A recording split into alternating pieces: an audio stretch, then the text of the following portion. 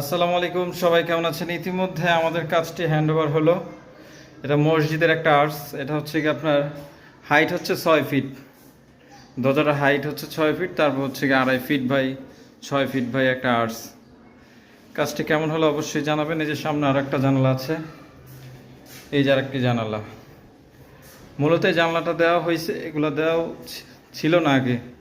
যেগুলো আগের কাজ করা আসলে এখানে স্পেস বেশি, এখানে নামাজ পড়লে ওখানে নামাজ পড়লে দেখা যায় এই জায়গাটা এসি কাভার করে না, এসিতে সমস্যা হয়।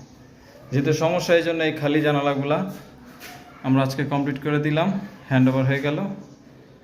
এই হচ্ছে আমাদের কাজ। আর এখানে হচ্ছে কি আমরা কোনো রাবার ইউজ করি নাই। টোটালি যা দেখতেছেন এগুলো হচ্ছে কি সিলিকন, রাবারের কোনো কাজ নেই, ফিক্সডের রাবারের কোনো কাজ নেই। এগুলো হচ্ছে টোটালি সিলিকন।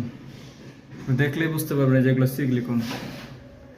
কারণ হচ্ছে কি রাবার দেওয়া যাইতে যখন গ্লাস লাগানো হয়, গ্লাসটা পরবর্তীতে সমস্যা হয়, কিংবা রাবার ঝুলে যায়, পড়ে যায়, ভেঙে যায়। এই জন্য কাজটি কেমন হয়েছে অবশ্যই জানাবেন, লাইক কমেন্ট শেয়ার করবেন।